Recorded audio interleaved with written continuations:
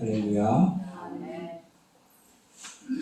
오늘도 주님께 나와 하나님을 예배하는 우리 모든 성도님들에게 하나님의 크신 능력과 평강이 넘치기를 바랍니다. 지난주 월요일에 사택 샤시를 교체했습니다. 우리 성도님들께서 허락해 주셔서 제가 부임한 이후로 사택 내부 공사는 처음인 것 같아요. 샤시를 교체하면서 이것저것 집안에 쓰지 않는 물건들, 오래된 낡은 물건들을 정리했습니다. 생각해보니까 꽤 많더라고요. 쓰지도 않고 방치된 물건들이 굉장히 많더라고요. 그러니까 샤시를 교체하면서 이것저것 다 정리하고 나니까 새 집이 된 것 같아요. 우리는 늘 우리의 마음속도 그렇고요, 우리의 주변도 그렇고 늘 무언가가 이렇게 쌓여 있습니다. 계속 쌓여요. 우리는 그것을 주기적으로 치워줘야 합니다. 깨끗하게 해야 돼요. 영적으로 본다면 이것은 종교 개혁이다라고 할 수 있어요. 우리 장로교, 우리 개신교는 개혁교회입니다. 개혁교회는 계속 개혁되어야 된다라는 말이 있습니다. 고인물은 썩게 마련입니다. 우리는 끊임없이 우리의 마음을 돌아보고 끊임없이 우리의 삶을 돌아보고 내가 지금 올바로 서 있는가? 내가 지금 하나님의 길, 하나님께로 지금 올바른 삶을 살고 있는가를 돌아보고 끊임없이 우리를 개혁해 나가야 합니다. 오늘 말씀은요, 사무엘이 드디어 사사이면서 선지자로 즉위하는 본격적인 사무엘의 활동이 시작되는 말씀이에요. 사무엘은요, 사사기 시대의 끝무렵, 참으로 어둡고 혼란스러운 그 시대를 살았어요. 사무엘이 엘리의 그 집에서, 엘리 제사장의 집에서 자라면서 참 여러 가지를 보았어요. 특히 그 엘리의 두 아들 홈리와 비느하스라고 하는 두 아들이 있는데 제사장인데 얼마나 참 악한지 몰라요. 굉장히 악해요. 그 백성들이 번제를 드리려고 하면은 그거를 뺏어서 갈치해서 자기가 먹어요. 심지어는 회막에서 수종드는 여인이 있는데 강제로 동침해버려요. 굉장히 악한 이 엘리의 두 제사장을 보았습니다. 누가 이렇게 말씀을 하시는 건가요? 계속 이렇게 중얼중얼 하시는데 죄송합니다. 네. 죄송합니다. 예, 그냥 앉으시면 돼요, 권사님. 예, 괜찮습니다. 예. 예. 엘리의 두 아들의 그 악행을 보면서 사무엘은 준비했어요. 너무나 지금 혼란스러운 이 어두운 이 시대를 보면서 사무엘은 괴로워했어요. 심지어는 엘리의 두 아들이요, 블레셋과의 전쟁을 치르는데 하나님의 거룩한 법궤를 가지고 전쟁터를 가진 거예요. 법궤만 있으면 이긴다라고 하는 생각을 가진 거예요. 잘못된 생각이죠. 하나님의 법궤는 하나님의 명령이 없이는 못 들어요. 함부로 이동할 수 없어요. 어떻게 됐습니까? 결국 전쟁에서 패하고 법궤도 빼앗겼어요. 법궤가 블레셋 진영에 가서 오히려 법궤가 가는 곳마다 재앙을 내리니까 블레셋 사람들이 두 손 두 발을 다 들고 도로 이스라엘에 돌려줘요. 이스라엘의 아비나답이라고 하는 집 제사장이에요. 그 개인 제사장 집에서 법궤를 20년 동안 모십니다. 사무엘은요, 드디어 사무엘이 자기의 일을 하는데 법궤를 가져오는 것을 서두르지 않았어요. 사무엘이 지금 실로에 있는 그곳에서 사무엘이 머물었다면 적어도 사무엘은 법궤부터 가져와야 되지 않나. 다시 법궤를 원래대로 실로의 성소로 갖고 와야 되지 않나. 사무엘은요, 지금 법궤가 중요한 게 아니에요. 법궤를 가져온다는 것이 중요한 게 아니라 가장 먼저 해야 되는 게 있습니다. 그것은 바로 오늘 3절을 보세요. 사무엘이 이스라엘 온 족속에게 말하여 이르되 만일 너희가 전심으로 여호와께 어떻게 하려면요? 돌아오려. 사무엘이 지금 법궤가 중요한 게 아니에요. 물론 법궤도 귀한 겁니다. 거룩한 성물입니다. 근데 법궤만으로 해결되지 않는 거예요. 더 중요한 거는 이스라엘 백성이 하나님께로 돌아와야 된다라는 거예요. 왜 돌아오냐? 바로 보세요. 이방 신들과 아스다롯과 너희 중에서 제거하고 이스라엘 백성들이 그 이방의 신상들, 이방의 아스다롯 바알의 그 신들을 섬기고 있다는 거예요. 이방의 우상을 섬기면서 법궤만 가지면 뭐합니까? 법궤만 갖다 놓으면 뭐예요? 이방의 우상들을 그대로 섬기면서 말이 됩니까? 사무엘은 법궤를 서두르지 않았어요. 이스라엘 백성들이여, 여러분들이 하나님께로 돌아오십시오. 여러분들이 여러분의 마음속에 있는 그 우상을 다 제거하고 오직 여러분의 마음을 하나님께로만 향하고 하나님만을 섬기십시오. 그리하면 블레셋 사람이 손에서 하나님께서 건져주실 것입니다. 할렐루야. 요 세 번, 이 3절이라는 구절에요. 모든 지금 시대적인 상황이 지금 다 있어요. 블레셋 사람이요, 지금 이스라엘을 공격하고 하여 있는 거예요. 이미 한번 블레셋에게 전쟁에서 패했어요. 법궤도 빼앗겼어요. 이제 다시 한번 이 블레셋이 공격한다면 이스라엘은 완전히 점령당해요. 이스라엘 백성은 지금 두려운 거예요. 아, 이제는 큰일 났다. 법궤도 빼앗겼던 적이 있고 우리 힘으로는 저 블레셋 사람들 못 이기겠다. 저들은 철기 무기를 갖고 있었거든요. 철제 무기. 이스라엘 백성은 아직 철기 무기가 없어요. 그러니까 싸움이 안 되는 거예요. 이 재련 기술이잖아요. 철기의 칼과 아직 단단하지 않은 그 부딪히면 이게 상대가 안 되는 거예요. 힘으로는 블레셋을 이길 수가 없어요. 이스라엘 백성은 두렵지요. 무섭습니다. 그러니까 사실은 이스라엘 백성이 이게 진심으로 우러나오는 마음이 아니라 이스라엘 백성들은 두렵고 지금 더 이상은 의지할 데도 없고 그러니까 하나님께로 돌아오는 거예요. 지금 상황이. 근데 보세요. 4절에 보니까 이에 이스라엘 자손이 바알들과 이스라엘 아스다롯을 제거하고 여호와만 섬기니라. 순순히 섬기는 거예요. 왜냐하면 큰일 났거든요. 일촉즉발 지금 블레셋이 코앞에까지 쳐들어왔거든요. 그러니까 어쩔 수 없이 지금 이스라엘 사람들은 사무엘의 말을 들을 수밖에 없는 거예요.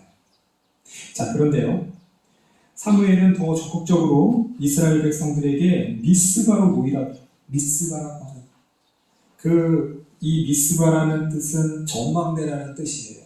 말 그대로 산의 높은 언덕쯤 되는 거, 높은 언덕쯤에 있는 그곳에 모여서 기도하자는 거예요. 거기서 금식하면서 우리가 하나님께 우리의 죄를 자복하자는 거예요. 하나님께 회개하면서 기도하자는 거예요. 자, 그렇게 기도하는데요, 7절을 보니까 정말로 블레셋 사람들이 이스라엘 백성이 미스바에 모였다 함을 듣고 공격합니다. 절호의 기회거든요. 거기다가 이스라엘 백성은 무방비 상태로 금식까지 하고 있어요. 금식까지. 네? 힘이 쫙 빠진 상태 아니에요? 다 아는 거죠. 찬스다. 그냥 싸워도 이기는데 이제는 그냥 씁니다. 그런데요. 사무엘이 하나님께 간구하고 하나님께 부르짖었더니 10절을 보니까 사무엘이 번제를 드릴 때 블레셋 사람이 이스라엘과 싸우려고 가까이 오매 그날에 여호와께서 블레셋 사람에게 뭐를 바라였다고요? 큰 우레를 바라여 그들이 어지럽게 하시니 그들이 이스라엘한테 패한지라. 할렐루야.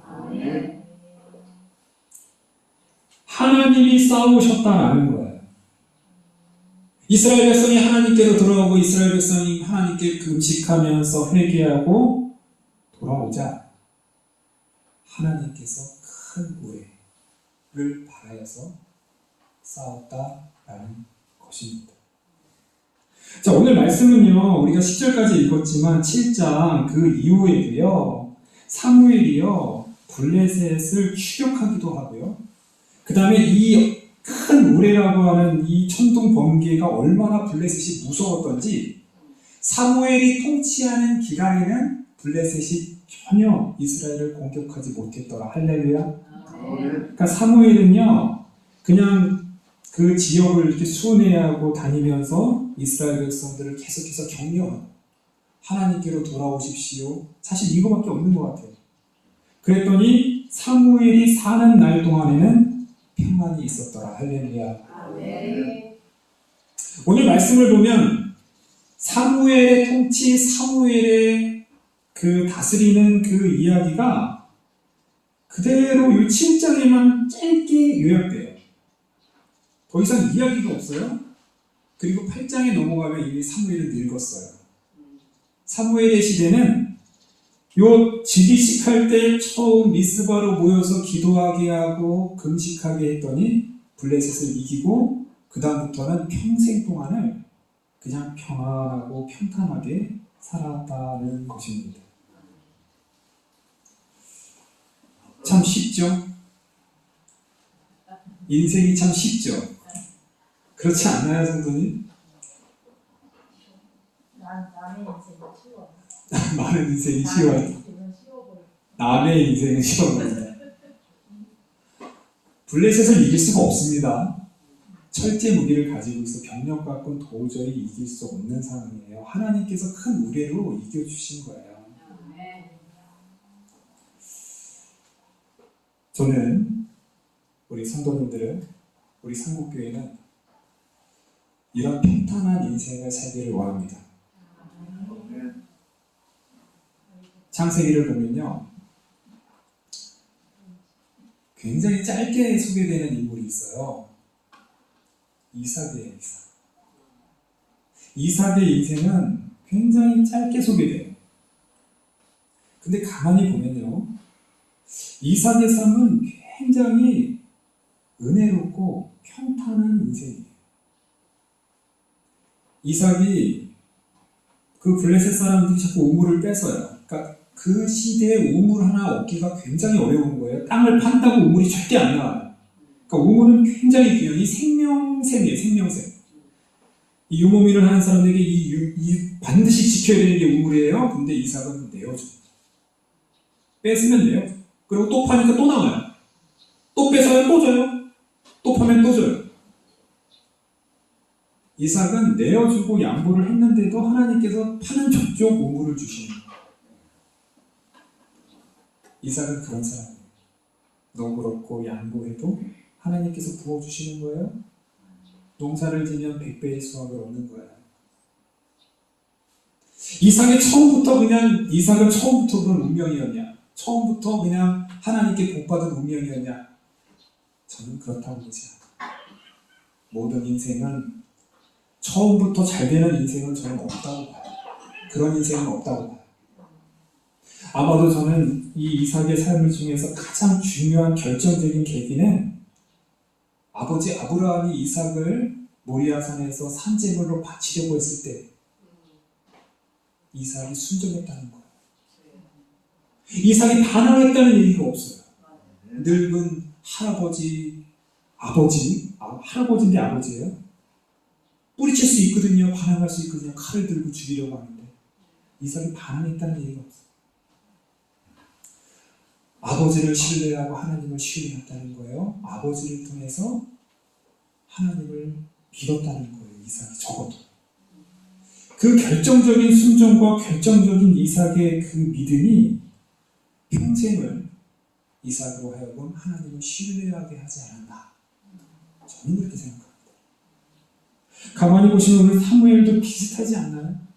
사무엘도 비슷해요. 사무엘 이야기를 하기 전에 그냥 대조적으로 야곱의 인물은 조금 달라요. 야곱은 좀 달라요. 야곱은 굉장히 그 창세기에서 거의 절반가량을 야곱의 이야기가 등장해요. 장수를 따지고요.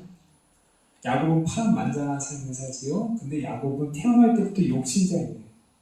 어떻게든 장자가 되고자 하는 그 욕심, 어떻게 하면 내가 형보다 더 이기려고 하는 이런 욕심에 의해서 깎여서 나중에 훌륭한 인물이 돼요. 근데 험악한 인생을 살았더라. 본인은 그렇게 얘기하죠. 어쨌든 변화됐습니다. 야곱도 굉장히 많이 변화돼요. 자, 오늘 사무엘도 보면요. 사무엘을 우리 아시잖아요. 우리 성도님.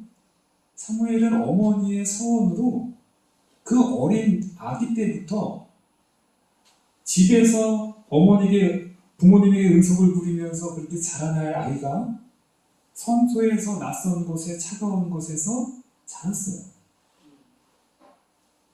사무엘은 그런데요. 어머니를 원망했다는 얘기가 안 나와요. 왜 어머니는 저를 버렸나요? 왜 저를 이 낯선 곳에서 거의 종처럼 이렇게 살게 하나요? 오히려 사무엘은요. 여호와와 사람들에게 더욱 은총을 받으며 자랐더라. 할렐루야. 사무엘은 자기에게 주어진 그 힘들고 어려운 현실을 하나님의 은혜로 받았다는 거예요. 나의 어머니가 나를 좋은 길로, 좋은 방법으로 분명히 인도해 준다. 나의 어머니가 나를 위해 기도하고 또한 사무엘은 그 어릴 때부터 이미 하나님의 음성을 들었어요. 엘리의 두 아들의 악행에 대한 심판의 소식도 들었어요. 사무엘은 어릴 때부터 훈련받고 또한 어릴 때부터 자기의 현실을 감사함으로 이겨나갔던 거예요. 이겁니다. 사무엘이 그의 삶이 이렇게 형통할 수 있었던 거는요. 사무엘이 하나님을 그만큼 신뢰하고 철저하게 자신의 삶을 하나님과 함께 동행했기 때문이에요. 그냥 저절로 사무엘은 날 때부터 그런 운명이 절대 아니었다라는 것입니다. 사랑하는 성도님, 다시 한번 말씀드리지만 우리의 인생은, 우리의 삶은 사무엘과 같은 삶을 살기를 원합니다. 우리가 하나님께로 돌아와 있고 하나님과 늘 동행하고 하나님의 말씀대로 우리가 살려고 한다면 하나님께서 대신 싸우신다니까요.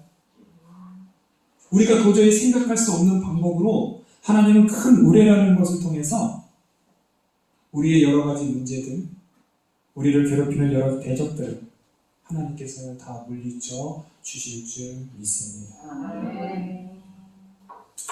자, 두 번째로 볼 거는요. 오늘 말씀을 통해서 하나님께 기도하자, 이스라엘 백성들이 하나님께 기도하자 하나님께서 큰 우레를 바라셨다라는 것입니다. 이걸 기억해야 돼요. 사무엘은 이스라엘 백성들로 하여금 돌아오게 했어요. 법궤를 먼저 모셔오고 이게 중요한 게 아니라 먼저 우리가 돌아갑시다. 하나님께로 돌아갑시다. 우리 하나님만을 섬깁시다 라고 말하자 하나님께서 큰 우레를 통해서 지켜주셨다라는 것입니다. 우리 이것을 잊지 맙시다. 물론 구약 성경을 보면 이런 초자연적인 현상으로 하나님께서 지켜주세요. 이런 큰 우레라든가 하나님의 어떤 특별한 초자연적인 능력, 홍해 바닷물이 갈라진다든가 10가지 재앙이 있다든가 이런 능력들이 있지만 아마도 우리가 살고 있는 지금 이 시대에는 하나님께서 그렇게 역사하시는지는 많이 아는 것 같아요. 그렇게 역사하시는 이는 있기는 있지만 그렇게 흔하게 있지는 않습니다. 그러나 우리는 믿어야 돼요. 우리가 알지 못하는 그 세계가 있습니다. 할렐루야. 우리가 눈에 보이지 않는 영적인 세계가 있어요. 그 세계를 통해서 하나님은 움직이신다라는 거예요. 그 세계 속에서 우리가 알지 못하는, 우리가 도저히 해결할 수 없는 문제들을 하나님께서는 해결하신다라는 거예요. 우리는 믿어야 합니다. 우리가 하나님께로 돌아오고 하나님을 전심으로 우리 하나님만을 섬길 때는 비록 큰 우레 같은 이런 초자연 능력은 아니지만 하나님께서 환경을 바꾸시고 사람의 마음을 변화시키시고요. 하나님께서 일을 하시니까요. 할렐루야. 한 2달 전인가요? 어떤 분이 사택에 물려 주셨어요. 집사님께서 도시에 살면서 너무 지쳤대요. 너무 지치고 힘들어서 우주가 너무 아름다운 이 자연 경치 속에서 좀 쉬고 싶다. 그러면서 좋은 펜션, 특히 이제 좀 기독교인들이 운영하는 믿을 만한 좀 펜션을 좀 소개해 주세요. 이러시더라고요. 딱 봐도 얼굴에 그냥 너무 힘들어 보이는 거예요. 너무 지쳐있고 제가 펜션을 이렇게 소개해 줬어요. 근데 이분이 좀 특징이 자신이 기도를 하루에 4시간씩 해야 된대요. 부르짖었어요. 그러니까 일반 펜션이 아니라 좀 이 기도 소리가 좀 안 들리는 그런 장소. 근데 마침 그곳이 노래방 시설이 갖춰져 있던 곳이라 아무리 크게 기도를 해도 밖에 전혀 안 들리는 곳이라 너무 감사하다고 자기가 그러더라고요. 그래서 저는 뭐 그냥 잘 지내겠지 하고 연락도 안 하다가 있었는데 한 2달쯤 후에 저한테 다시 오셨더라고요. 그러니까 너무 힘들다고 지금 자기가 4시간씩을 기도했는데 더 힘들어서 10시간을 기도해야 되겠다는 거예요. 무슨 일인가, 여전히 얼굴은 힘들고. 그러다 좀 며칠 있다가 또 오셔갖고 이제 가야 되겠다 그래요. 급하게. 나중에 펜션 주인하고 얘기를 했더니 이분이 그렇게 좀 주위 사람들을 못 믿는다는 거예요. 너무 의심을 하고 불화가 있고 그러면서 기도 시간을 더 막 늘리기는 하는데 주인도 참 힘들다는 거예요. 이게 좀 그냥 편안하게 잘 지냈으면 좋겠는데 자꾸 이렇게 불화가 있고 갈등을 일으키고 힘들게 하니까 힘들었다 이렇게 얘기를 하더라고요. 저는 그분을 이렇게 보면서 물론 내가 그분의 인생을 다 모릅니다. 어떤 아픔과 어떤 상처가 심한지 저는 잘 몰라요. 그러나 하나님께 4시간씩 기도하고 부르짖어서 기도하면 최소한 다른 사람들과는 좀 불화하지 않고 다른 사람을 그렇게 의심하지는 말아야 되지 않나 저는 그런 생각이 드는 거예요. 최소한 하나님을 믿고 하나님께 그렇게 4시간 기도했다면 하나님께서 도와주시지 않겠습니까? 하나님께서 지켜주시지 않겠습니까? 그런데 왜 오히려 그 불안 때문에 10시간씩을 늘리면서 자기의 마음은 더 불안해지고 더 초조해지고 힘들어지냐 이거라는 거죠. 제가 말씀드리는 거는 과연 우리의 기도의 양이 중요한가?